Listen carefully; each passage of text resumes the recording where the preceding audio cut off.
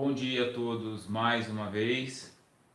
Possa o Espírito de verdade assomar-se de nós, para que assim mais uma vez façamos um estudo da Boa Nova, ou como quiserem, Evangelho, ou como ainda quiserem, o estudo da vida, um estudo do eterno presente. Nós estamos mais uma vez aqui para estudarmos a Boa Nova. Nós estamos no capítulo 20, Trabalhadores da Última Hora, e hoje nós vamos estudar um título chamado Os Obreiros do Senhor.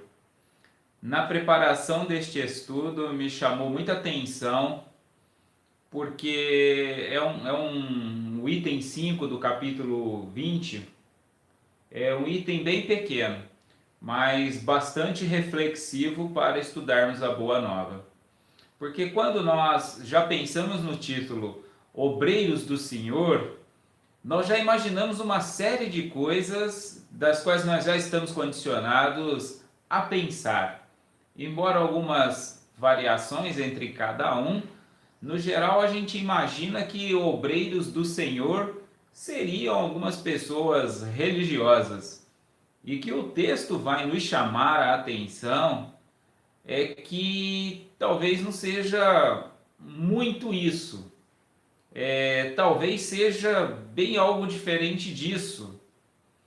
Eu vou lendo o texto e vou comentando durante, para já não ficar especulando muito assim no início, ok?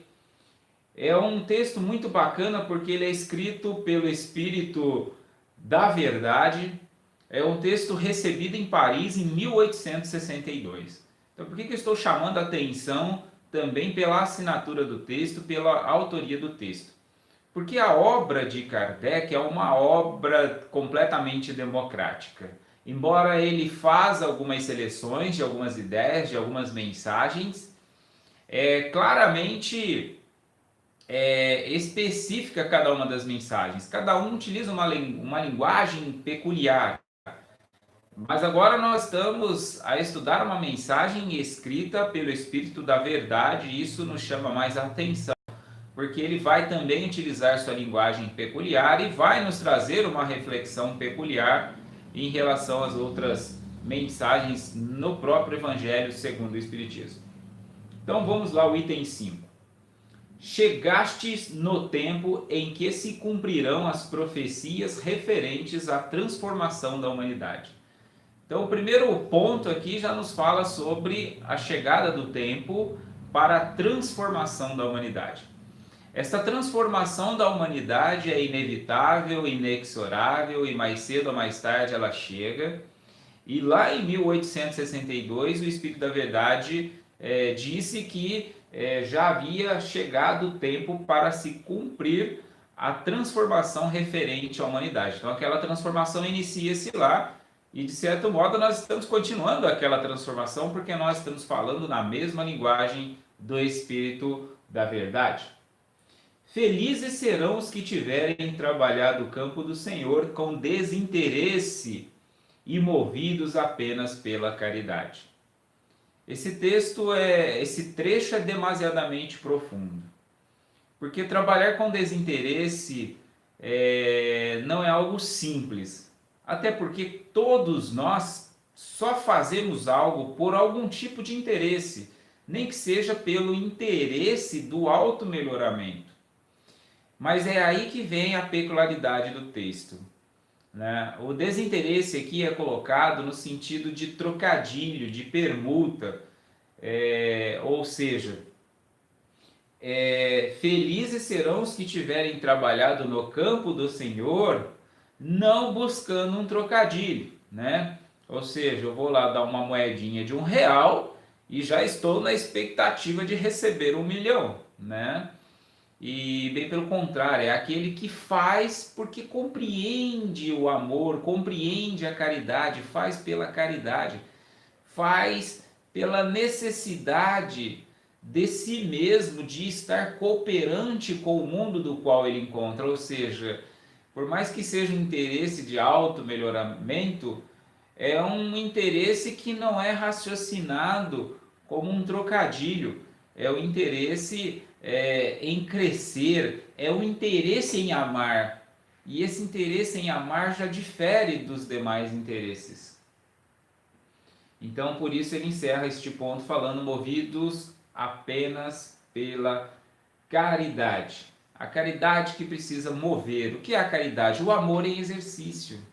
A caridade não é a doação de coisas, de objetos, de pão com mortadela, de alimento, de sobra, enfim. A caridade é o amor em exercício. E este amor em exercício é nestas coisas que eu falei e na todas as demais coisas. Ou seja, nas 24 horas do meu dia, no meu trabalho, com as pessoas que eu me relaciono. A caridade é para com a família, caridade para com os vizinhos, caridade para com os amigos. E é por isso que nós teremos de ter um regulador, ou seja, um discernimento bem equilibrado, para que saibamos fazer caridade dentro de casa, caridade para com a família. Porque caridade não é bestialidade, não é estupideza, não é superficialidade, como muitos poderiam supor, né? Confundir caridade com hábitos religiosos pré-históricos e eventualmente não saber o que é caridade, se perder e eventualmente achar, né, que está em caridade ou achar que o outro não está em caridade, quando na verdade a caridade é vigente o tempo todo, quando se tem consciência de que é caridade. Por isso que eu falei das 24 horas. Não é possível haver caridade uma vez por semana no templo religioso, ou uma vez por semana na comunidade miserável. Caridade é necessário que seja 24 horas por dia, 7 dias por semana, 365 dias por ano. Só assim é caridade. Se for em períodos isolados, não é a caridade, ou pelo menos, na melhor das hipóteses, será uma pequenina fração do que viria a ser caridade. E isso é muito importante de lembrarmos. Não é que o pão com mortadela e a ação na comunidade miserável não seja caridade, mas é uma pequenina fração.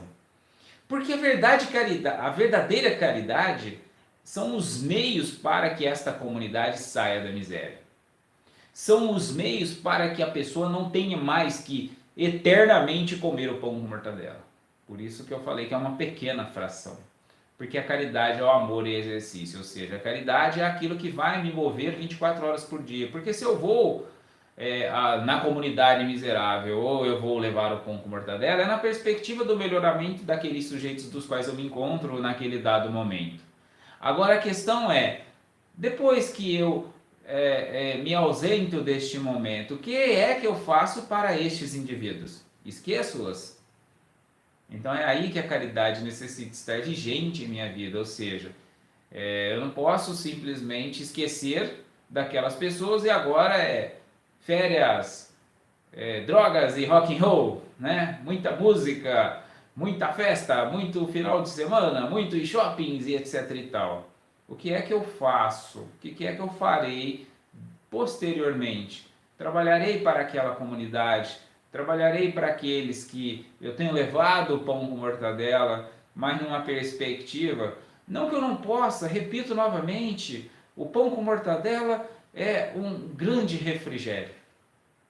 Mas a questão é, estou levando este pão com mortadela na perspectiva de estar construindo algo, ou aquilo se resume em si mesmo? Eu quero vitalizar, eternizar este pão com mortadela. Esta é a grande questão e é por isso que eu sempre chamo a atenção.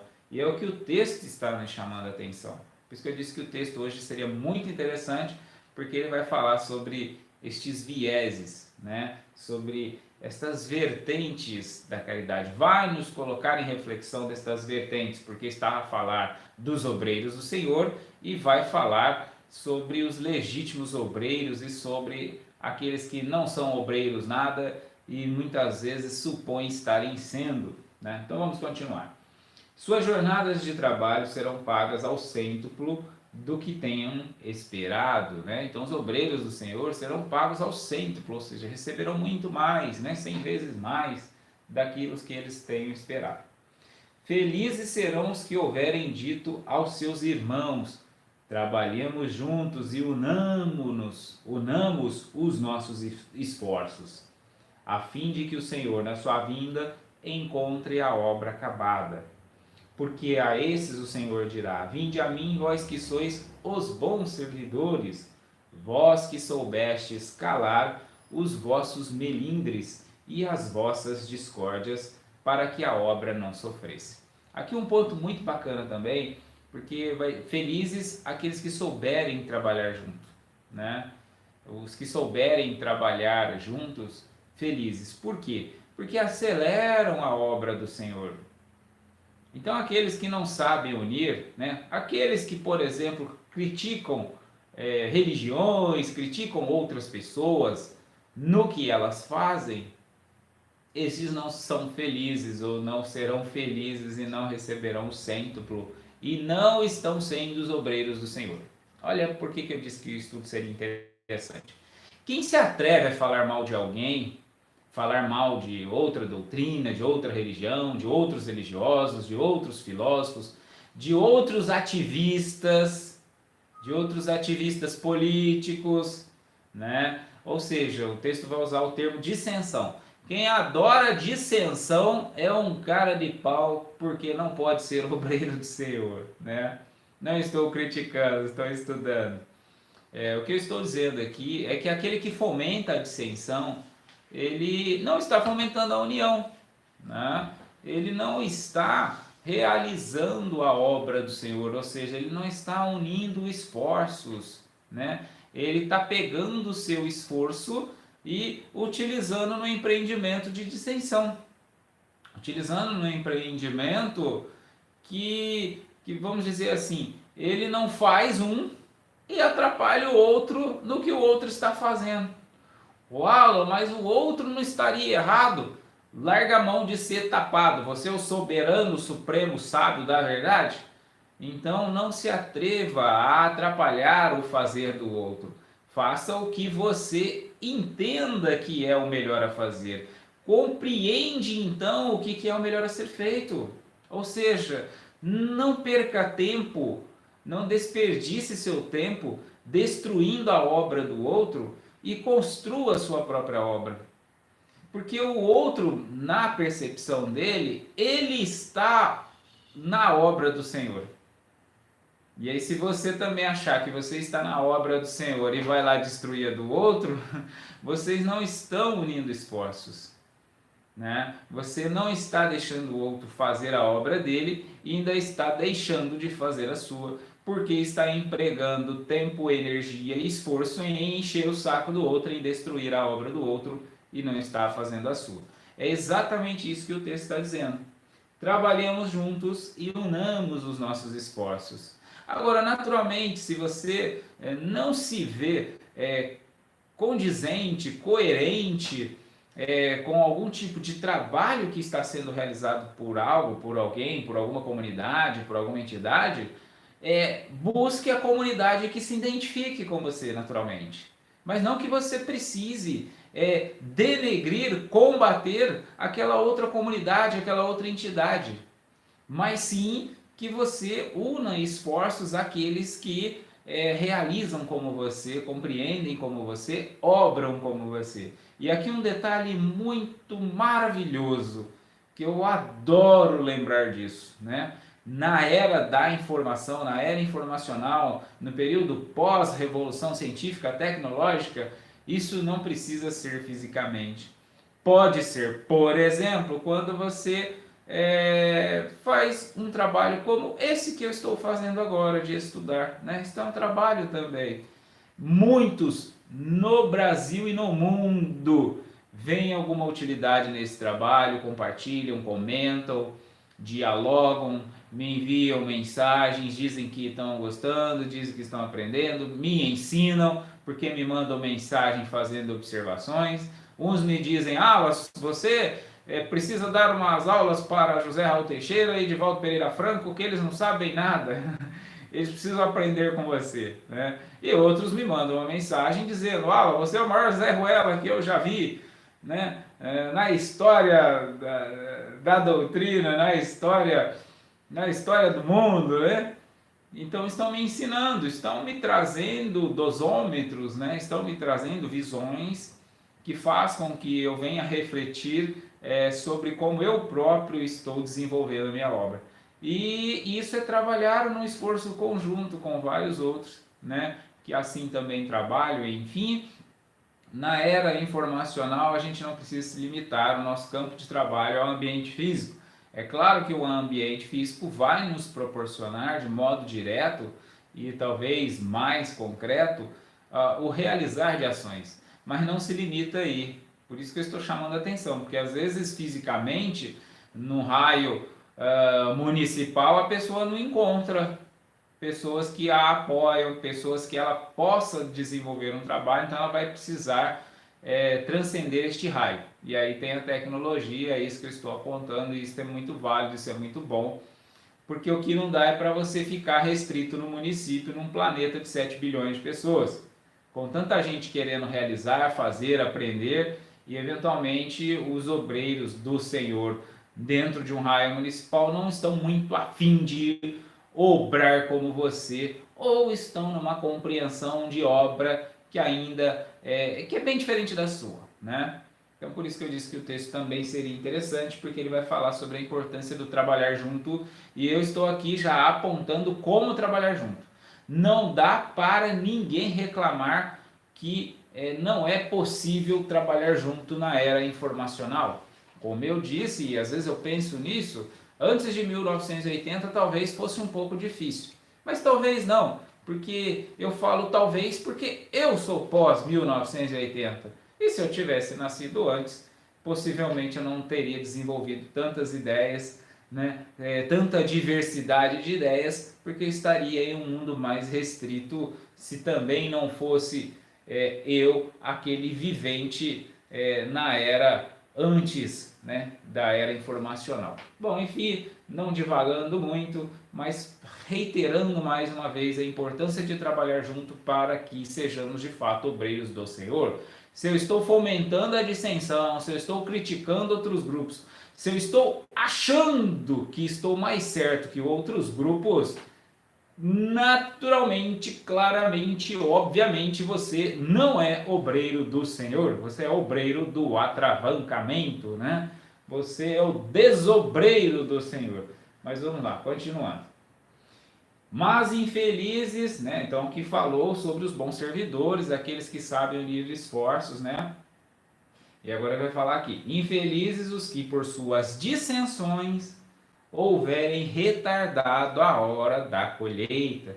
Infelizes aqueles que adoram um conflito, que adoram achar que o outro está errado, que adoram achar que o outro não está certo, que adoram achar que o outro é mau e ele é o bom, que aqueles são maus e eles são os bons. Infelizes estes, né? Por suas dissensões houverem retardado a hora da colheita, porque a tempestade chegará e eles serão levados no turbilhão. Nessa hora clamarão: graça, graça! Mas o Senhor lhes dirá: por que pedis graça se não tivestes piedade de vossos irmãos? Se vos recusastes a lhes estender as mãos, e se esmagastes o fraco em vez de socorrer, por que pedis graça, se procurastes a recompensa nos prazeres da terra e na satisfação do vosso orgulho? E podemos continuar aqui, né? Por que pedis graça se você acha que você está com a razão e o outro não? Por que pedis graça se você não tem piedade e fica falando mal do outro, da doutrina do outro, do pensamento do outro, da religião do outro, do ateísmo do outro, né? Por que pedis graça? Você acha que é o bonitão, a última bolacha do pacote? Por que pedis graça? Né? Se já tem o seu orgulho satisfeito, se você já acha que você está com a razão, está com a verdade, que a sua religião é que manda, né? Entre as quase 10 mil no mundo, a sua é a melhor, a sua é a verdadeira, do resto tudo é falsa. Né? Na melhor das hipóteses, fala: não, Deus é um só, mas você no fundo não acredita isso, tanto que você não acredita que você adotou uma religião. Né? Porque eventualmente o Deus da sua religião é que é o certo, da outra não. Então você sequer pode dialogar com membros de outras ideias, de outras comunidades, de outros grupos filosóficos, de outros grupos ideológicos, né? Por quê? Porque o seu orgulho diz que você está com a verdade, com a tua doutrina e que ninguém mais está, né? Como se todos não pudessem estar com a verdade, embora falando, utilizando-se apenas de uma linguagem diferente. O que pode acontecer também, diferentemente, inversamente, uma linguagem muito boa sobre amor, caridade, fraternidade, e a essência não ser exatamente essa, né? Então, também chamando a atenção aqui para os obreiros. Já recebestes a vossa recompensa, de acordo com a vossa vontade. Nada mais tendes a pedir. As recompensas celestes são para aqueles que não houverem pedido recompensas na terra. É bem interessante esta reflexão, porque recompensa celeste, ela só vem quando não tem recompensa na terra, né? Ou seja, aquele que está, meu Deus, me arruma um emprego, já recebeu aqui a sua recompensa na terra, né? Está querendo um emprego, não vai receber a bênção celeste. Mas poxa, a gente está na terra, a gente precisa de uma série de... Sim, precisamos. O que não precisamos é que isso seja a meta existencial de eu, espírito imortal, né? É aí que está o problema, né?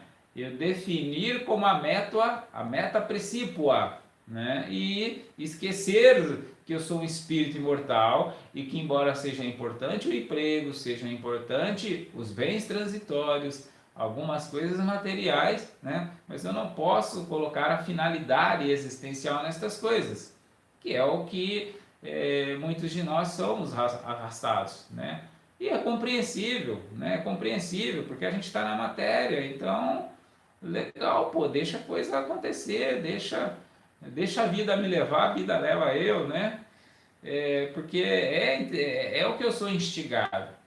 Contudo, virtude é não instinto, né?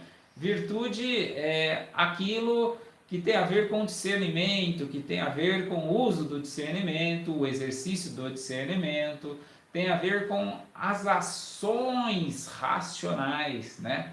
E o não instinto, né? Então isso é a virtude. A virtude é aquilo que eu realizarei com o discernimento, visando, objetivando o bem daquilo que eu faço, né? Então, logo, a virtude vai demandar, né, as ações que não sejam instintivas, né? E bem pelo contrário, a virtude é aquilo que vai frear, não estou dizendo que vai eliminar o instinto, porque isso não é possível, porque eu estou na matéria, mas é aquilo que vai regular o meu instinto, né? Que vai fazer com que eu não viva como um macaco, ou como um cão, né? Ou como um leão, como diz sempre o amigo Haroldo Dutra Dias, né? Que há muitos de ternos e gravatas na civilização que têm a mesma condição espiritual de um leão na savana, né? Por que isso acontece? Porque a pessoa está permitindo os seus instintos, todos os seus instintos, e permitindo que estes instintos se dê por completo, né? E aí, logo, não buscando a virtude, acaba vivendo exatamente como o leão, porque o leão permite seu instinto, o leão não pensa em virtude, né? Dando continuidade aqui. Deus faz neste momento a enumeração dos seus servidores fiéis. Aqui me chama a atenção o termo servidores fiéis, porque o termo fiel está muito associado a um fanatismo, né? O termo fiel, quando a gente pensa em fidelidade, a gente às vezes acaba pensando numa rigidez, né? E fidelidade tem a ver com virtude, mais uma vez, né? Servidor fiel é aquele que serve objetivando esta virtude, inclusive com suas limitações, inclusive sendo fiel ao expor suas limitações aos demais, para que os demais lhe auxiliem na construção de suas obras, né? Porque de nada adianta eu criar uma máscara, um verniz, uma falinha mansa, meus irmãozinhos, tal, e se eu não sinto assim? Isso vai ser tóxico para os que comigo relacionarem, porque eu vou estar mascarando uma coisa que eu não sou, né? E dificultando para que os outros se relacionem comigo, né? É claro que bons modos, bons comportamentos, comportamento mais sociável, faz parte de nossa necessidade numa vida social. Entretanto, eu não posso criar uma máscara, né? Falar, utilizar uma linguagem predominante de fraternidade, de caridade, de perdão e depois dizer, ah, gente, é difícil fazer essas coisas. Então, por que é que você fala, caramba, se você está dizendo que não dá para fazer, né? Se nem você que fala faz, então não vem falar isso para mim, que isso é demagogia, isso é hipocrisia. Então, por favor, por gentileza, por cordialidade, viva o que você faz para eu aprender com você o que é que dá para fazer.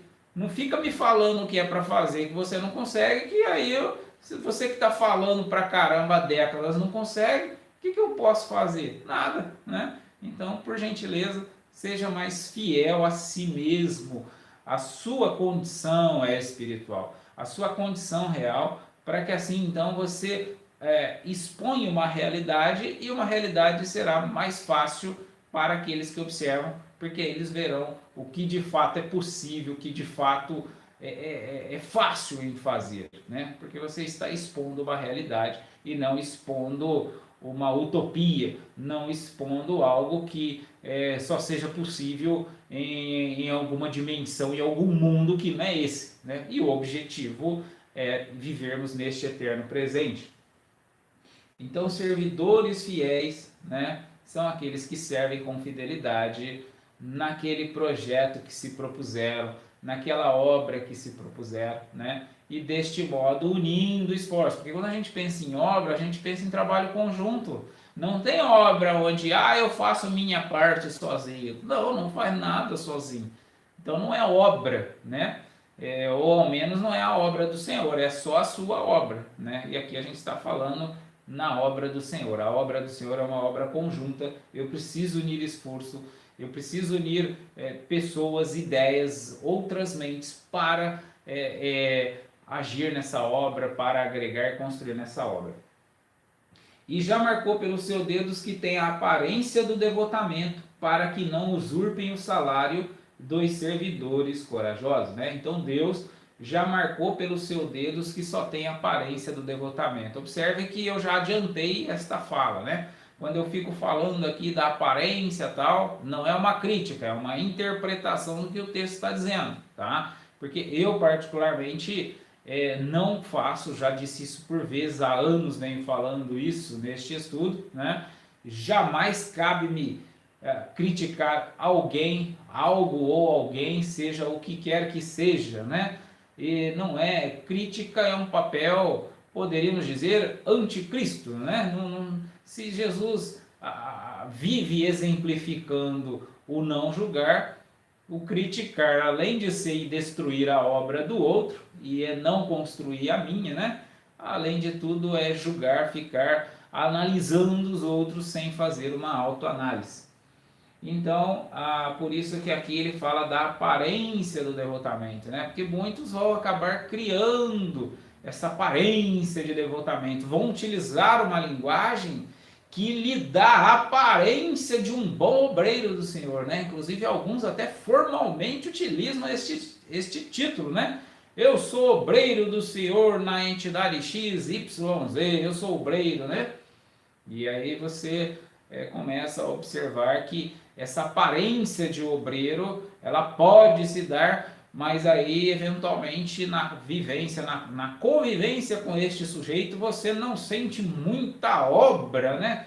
Você não vê ele obrando muito na obra com as atitudes, e não é crítica, e de fato não é crítica, porque sabemos que cada um tem o seu limite, inclusive na compreensão. que na compreensão dele ele pode de fato estar sendo um grande obreiro, né? Por isso que é importante a não crítica. Por que ela é importante? Porque nós vamos começar a compreender que aquele que a gente eventualmente poderia lançar uma crítica, aquele é um necessitado de aprimoramento. Se não for eu mais necessitado do que ele é o necessitado, mas ninguém é necessitado da crítica.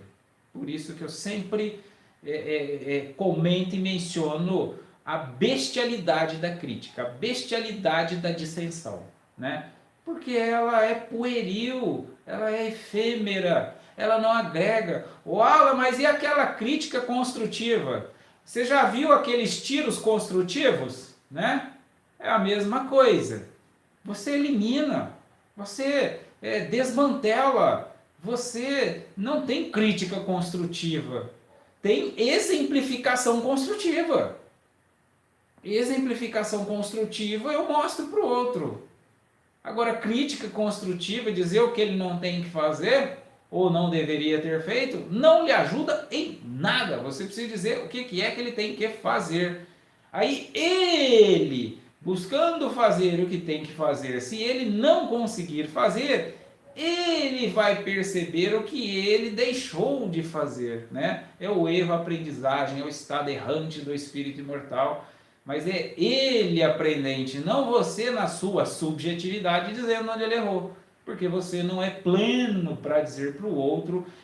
Quando eu digo pleno, você inclusive não conhece, não sabe, não consegue olhar pelo olhar do outro, não conhece as dores do outro, não conhece a experiência do outro, o saber do outro, para dizer que o outro errou. Porque muitas vezes o outro vai estar convicto de que está acertando, porque ele tem a experiência, ele tem um conhecimento, tem um saber, que muitas vezes pode ser muito mais amplo que o seu, comparando o assunto, né? Quando eu falo maior ou menor, em relação um ao outro em torno de um mesmo tema, tá?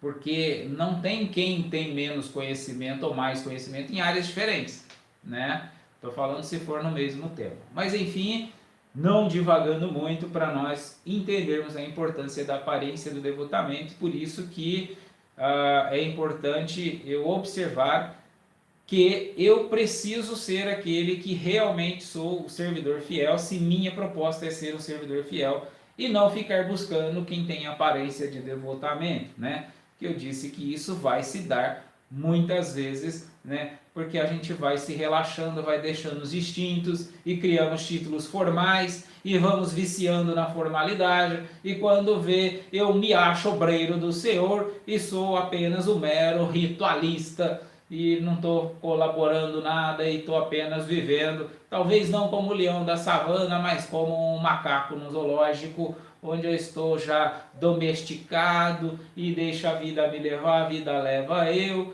e vamos levando assim, né? E o objetivo é sermos estes servidores fiéis, se esta é a proposta daqueles que querem colaborar na obra do Senhor. Porque é a esses que não recuaram diante de sua tarefa que vai confiar os postos mais difíceis na grande obra da regeneração pelo Espiritismo. E estas palavras se cumprirão: os primeiros serão os últimos e os últimos serão os primeiros no reino de Deus. Por que que hoje eu estou sendo um pouco mais insistente, mais persistente? Porque nós iríamos encerrar falando porque é a esses que serão confiados os postos mais difíceis. Os postos mais difíceis. Os postos mais fáceis fica para os ritualistas. Os postos mais fáceis fica para os aparentes obreiros do Senhor. Os postos mais difíceis serão aqueles que não serão facilmente percebidos por obreiros do Senhor. E por que não? Ora, porque eles já transcenderam o comum dos postos comuns. Então, logo, não serão facilmente identificados na multidão, porque os postos mais difíceis serão dados aos servidores mais fiéis na grande obra da regeneração, pelo Espiritismo. Porque a grande obra vai se dar pelo Espiritismo. E mais uma vez, se eventualmente alguém ainda não se deu conta, Espiritismo não é religião no sentido comum do termo.